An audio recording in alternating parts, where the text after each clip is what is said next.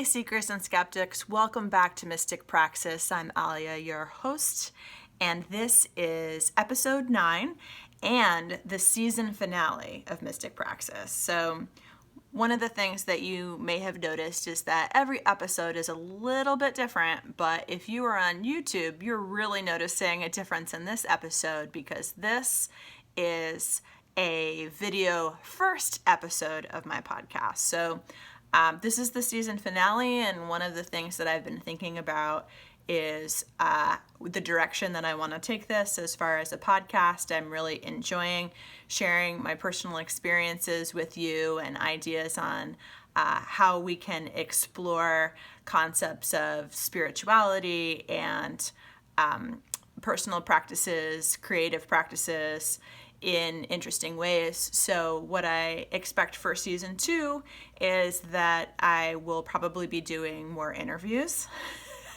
It's a little bit much being the only person behind the mic, if you will. So, and I would love to really bring in other people's perspectives. I think that'll make things a little more engaging when we get to hear more variety of ideas and experiences for sure. The other thing I think I'm going to do is I think I'm going to make this video first because one of the things that's been kind of challenging is that I'm a pretty visual person and I have things not just to share but to show. And while, I can put pics on Instagram, it's really more fun if I can share it with you directly. So this episode is kind of a 2020 wrap-up episode. So happy solstice, happy Yule, happy Christmas, happy Kwanzaa, happy Hanukkah, happy whatever it is that you are celebrating. This is the end of the year, and so a lot of us are sort of trying to get ready for what's happening next year, next season, next quarter. And if you hear a little ball rolling in the background, that would be one of my dogs playing. Sorry about that. But that's the other challenge and thing I'm excited about for a video first, because I plan to do sort of a one take, this is how it goes, and no editing. So sorry for those of you who are listening to the audio, because you are just going to be hearing no edits. So lots of ums will probably be coming through, and pauses, because that's how I talk. So I wanted to share a few things that worked for me in 2020. So this was quite a year, but there were some interesting things that came out of it for my exploration, my investigations of my own spirituality and life. And so I just wanted to share a few things that worked for me in 2020.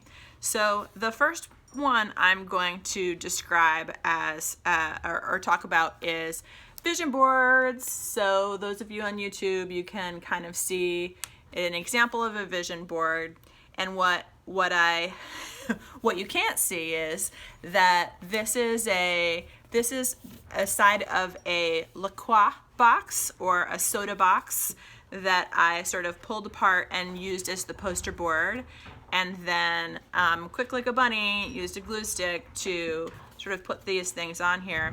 The reason why this worked for me is this was just sort of a casual little project that I did on a Saturday on a Zoom with a bunch of friends, and I really liked how it turned out. But what I also realized is because of the flexible La Croix box background, I could sort of fold it and it can be its own little altar. So while this sort of started out as a what do I want 2020 to be, it didn't actually, to me, this actually speaks more to a particular type of energy that I was trying to inspire, fire energy. There's a lot of sort of like light and fire and sun elements in here, which is something that I was really trying to bring in 2020.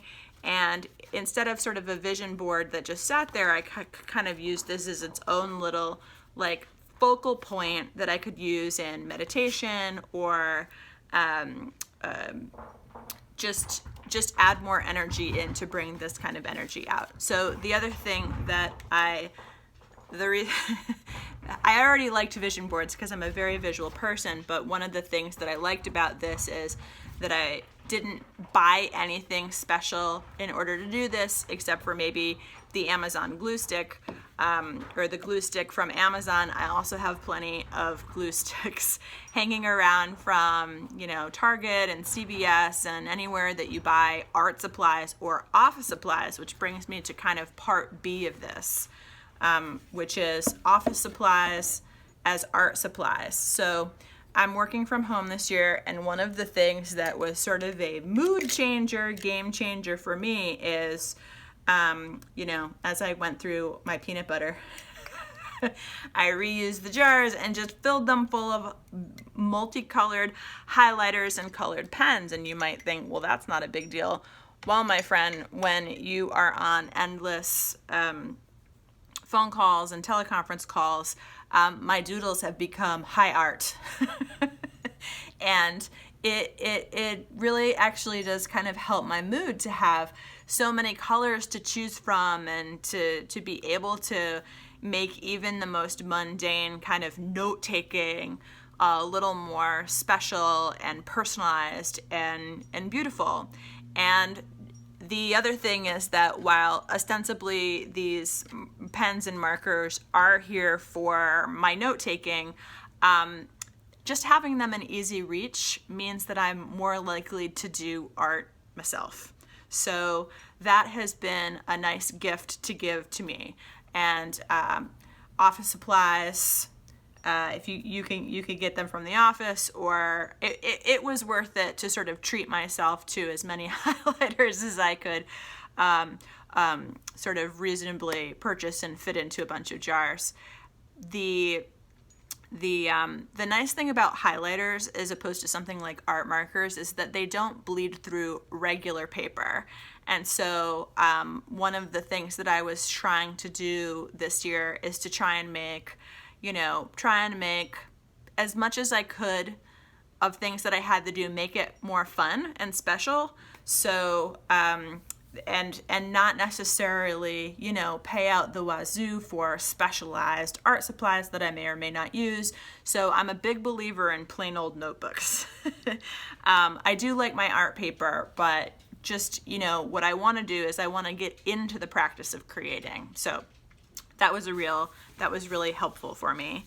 So the second thing that I wanted to talk about was something that I actually did a podcast about. I sort of was thinking a lot about the concept of justice, and I shared with you all that I created a playlist for justice.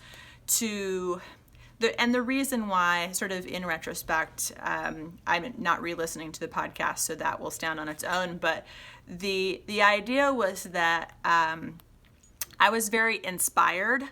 I was very angry, but I was very inspired, and what I wanted to do was I wanted to be able to replicate that feeling so that I could engage in sort of correct action around that. So not just being in my feelings, but actually being able to convert that energy that was incited by my feelings into correct action. And I was really happy with that. So I kind of shared on Instagram what I ended up doing besides creating the playlist, which I used an online app. I used Spotify, and I use iTunes as well to manage my music. And I went to the trouble, of course, of creating liner notes as if I had created a cassette mixtape playlist because mixtapes are the best. So the thing that I kind of wanted to come back to is this was great and this was very helpful for me, but as part of spiritual practice, playlists or mixtapes can also be an act of devotion or focus, kind of like what I was mentioning about the vision board being a focal point.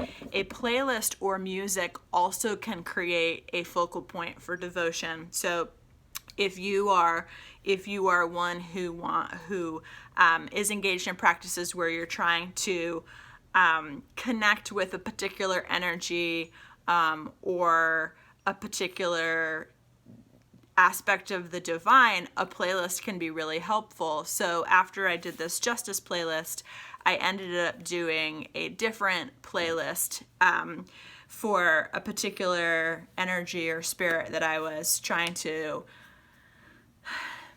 show my devotion for or be connected with, and wow, it totally worked. And besides sort of the playlists being useful, one of the things that was a recurring theme in 2020 is that music and sound was something that it really revved up and energized my practice in a couple of different ways. I suppose now would be also a good time to mention that in addition to appreciating music or appreciating the act of creation and the act of performance can be very energizing. So earlier this year, before everyone had to start staying home, I actually did a live performance at an open mic night with a couple of friends as a band, and I had forgotten how energizing, really amazing it feels to do a live performance. A lot of it is because I'm terrified of being on stage in front of a ton of people, but that energy is really great, and I needed to raise energy in 2020. So in addition to playlists and mixtapes for personal use, for sort of spiritual exploration, performing itself can also be really vitalizing. So that is number 2, which is all about sort of music and the role that it's had in my own explorations in 2020. The next thing that I wanted to talk about is physical activity. So I've mentioned a few times that I am doing an advanced yoga teacher training, which is focused on using techniques of yoga for therapeutic application, both physical and emotional, psychological, mental, and that's been great. Really helpful to understand some of the science behind how yoga can help in those areas. The other thing that I did in 2020 that I don't think I talked about on the podcast is I challenged myself to engage in physical activity, specifically cardio, every day for 100 days, which I did. So that, and you know, like I did it for 100 days, and that was about enough to do it every day. That's a lot. As someone who's been a fitness instructor, professional yoga teacher, etc., I'm not sure that I would recommend that everyone do that to that level of intensity. But what I would say is that as far as habits go, it's easier to do something every day than to try and do something 3 times a week, because you know what happens. You don't want to one day, and so you say, well, I'll do it tomorrow or the next day because I have 5 days left in this week, and so, you know, I'll fit it in, and then you end up not. And so habit-wise, that consistency of every day was really great. For me, just given what I needed to do, which was raise energy in 2020, cardio was really good. But one of the things that I wanted to share that I thought was a helpful insight, and I'm going to try and figure out how to apply it a little more probably next year, but the moment of insight was just very wowing, and maybe it won't sound that wow to you, but it was wow for me, which was when we're talking about things like trauma or addiction or chronic pain, there's some things that happen both physically and mentally. So let's use trauma. So trauma, there could be a physical element to that, but a lot of what's going on is going on in the brain when someone experiences trauma. A lot of hormones and, chemicals are released in your brain, and that affects cognition. Things that are traumatic tend to force folks into the limbic part of their brain versus the frontal lobe. The frontal lobe is a regulator and sort of thoughtful action, where the limbic system is like fight or flight. So you can kind of imagine, if you've ever been in everybody has been in fight or flight, you know that there's a physical reaction as well as, whatever you're feeling, there's a physical reaction, because those chemicals are not just released in the brain, they're released out throughout the body.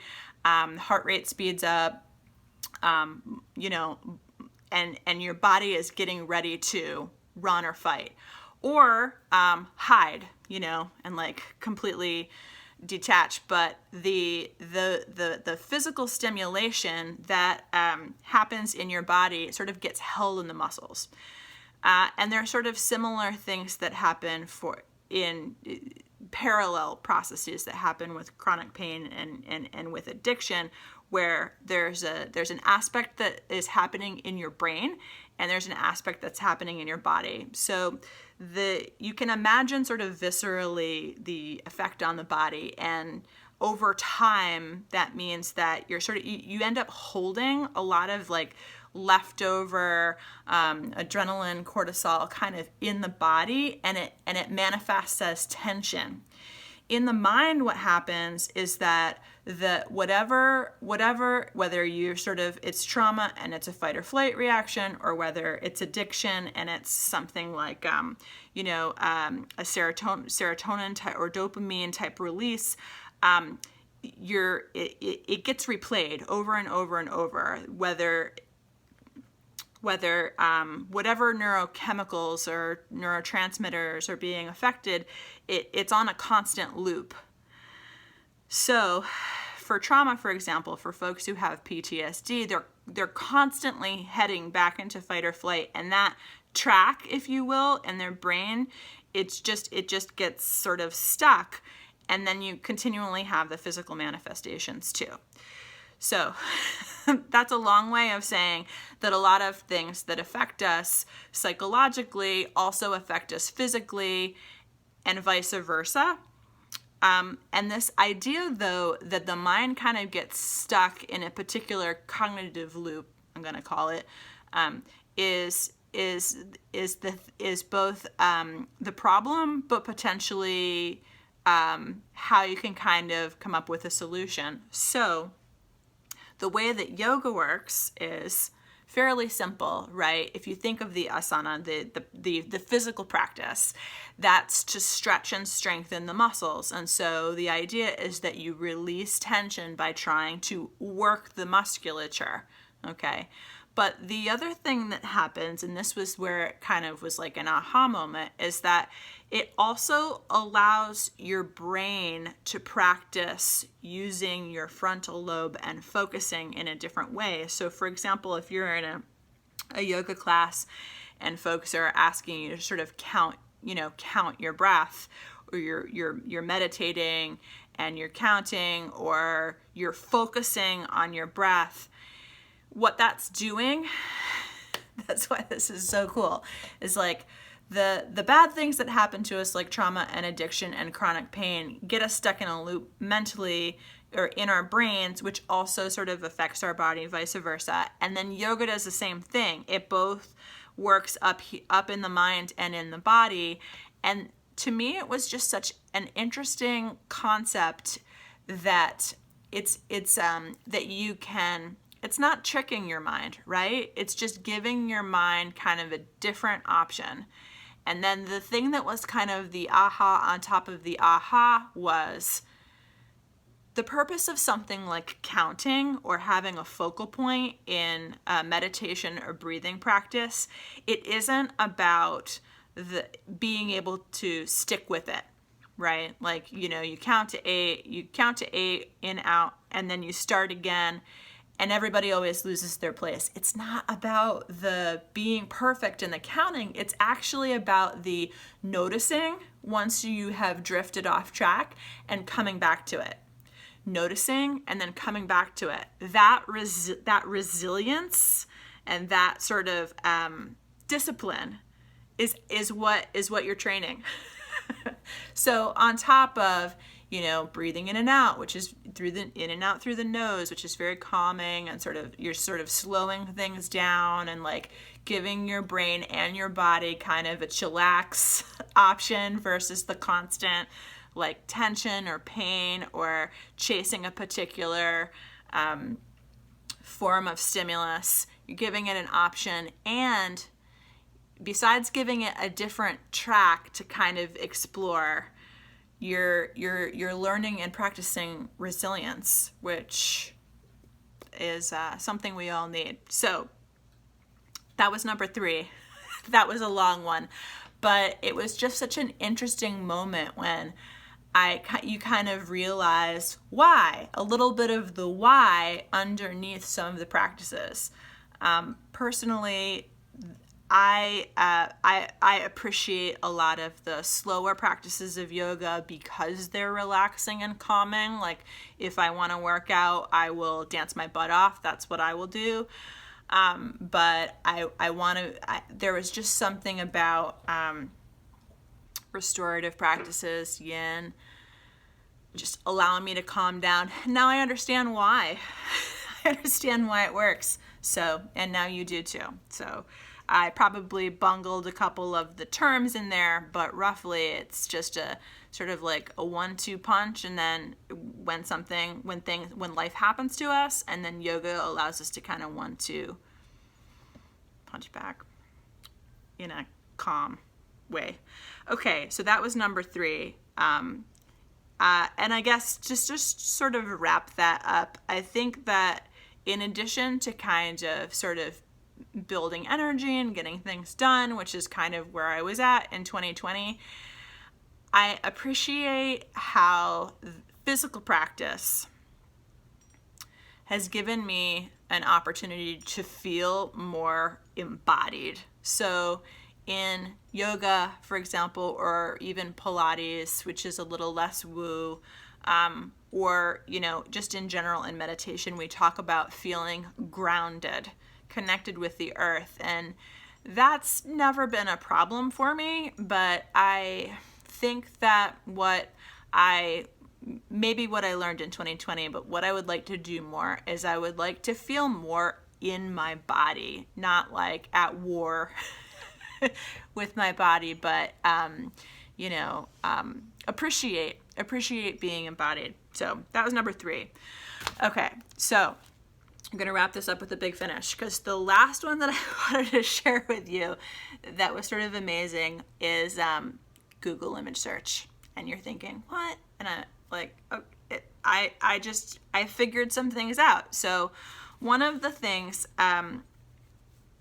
that happened this year while I was doing meditation and thing like that is that I will have things pop into my head, and I feel like I've seen them before, but I don't necessarily know what they are. So there was a period over the summer and into early fall, and it was fun, so I might be pursuing this a little bit more. When meditating, I would have an image come into my mind. So I think it was in September, early October, I had an image come into my mind of a painting that I swear I've seen before. And it is a sort of not surrealist exactly, but it's like this tropical forest. And there were sort of like these like black monkey things in the trees, and then some women figures, kind of off in the distance, going through the painting. And like in my mind's eye, I could see this painting perfectly. So what did I do? I didn't know what it was. I'm not an art history major. I just felt like I'd seen it before. So I went to Google image search and I typed in tropical forest painting. And I thought it was a Gauguin, I don't know how to pronounce his name. Gauguin. Paul Gauguin. So because he was famous for his paintings of Polynesian women. And so I found some of his paintings and I was like, well, those are kind of it. And I looked at one in particular and I said, oh yes, those are the women. Those are the women that I saw in the foreground. And I kept searching and searching through his paintings, and I couldn't find, though, the painting that actually had like them. They were all in villages or on beaches. None of them were sort of like passing by the forest. You could see it in the distance, but it wasn't quite right. And then I kept seeing they have similar searches. You know, they'll recommend additional search terms. They do this in images, and they do this in sort of regular search too. But I found the forest. And the forest, there's a whole series of forests by Henri Rousseau. So I could see, the sort of creatures in the Rousseau paintings were not the little black monkeys that I so clearly saw. So I kept searching and I kept searching, and then I found this self-portrait by Frida Kahlo. These are the little creatures that were climbing the trees in the Rousseau forest, with the Gauguin women kind of walking through the foreground. So I think that this is actually fantastic. Like, first of all, somehow in my brain, these images got put together, and so I'm going to collage that. Or at least I'm going to kind of put them all in one place so that I can have that cue, that sort of meditation work that I was doing, that vision popped in so clearly.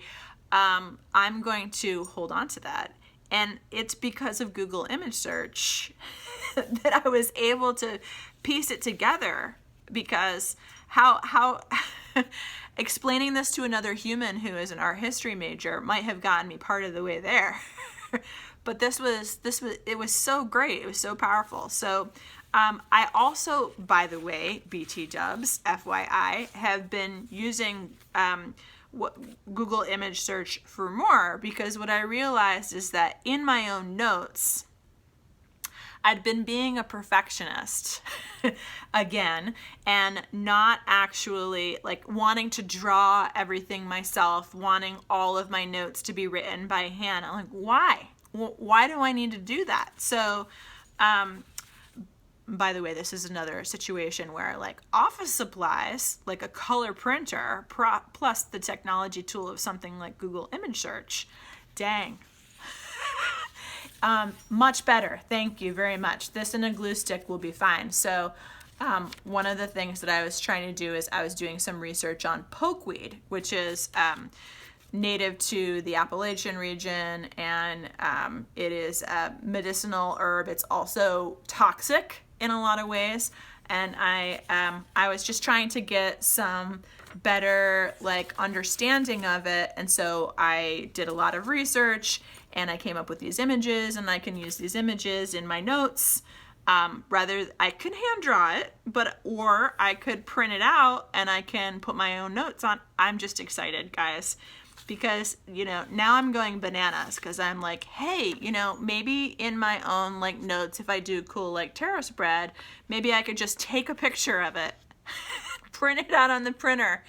And then there's one more thing, which is, so check this baby out. I'm sorry if you're listening to this on the podcast, but what you are looking at is actually a coin-operated holy water dispenser from Alexandria, from Alexandria, like the Library of Alexandria time frame. So I was reading a book about technology in ancient Egypt, and this particular inventor came up, and a bunch of his inventions were listed, and I was like, and apparently he kept notes, right? He drew his own stuff, but I don't have to draw his stuff because I can go up and I can find it online. Now, it took a while, right? Because the actual text that the ancient inventor put together, that was not available. But excerpts of it were, and I was able to find this handy dandy image because I just think this is the best thing. They had vending machines. They had vending machines in Alexandria. So I think that's pretty dang cool.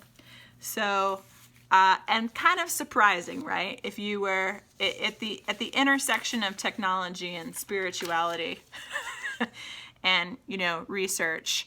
A handy dandy thing. So I hope this was useful for you.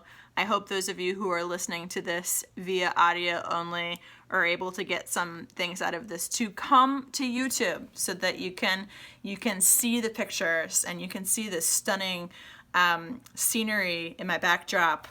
I'm excited about this. I hope that some of these ideas are helpful. And so just in sum, so 2020 was a wild year, but it was also a year in which I'm thankful and grateful that I was able to learn so much about myself in community, and try out some things that maybe I wouldn't have had the time to try in a different year. And some of the things that I learned is that office supplies can be art supplies too, and that music continues to be an important element in my life on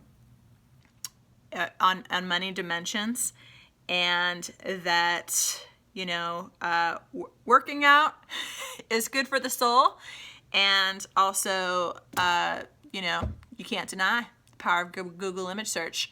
So thanks for the ride along. Thank you for the feedback that I have gotten on the episode so far. This is the season finale of season 1. I'll be back to you with season 2 sometime on YouTube and also wherever you find podcasts. So this is Alya, over and out. Take care. Happy New Year.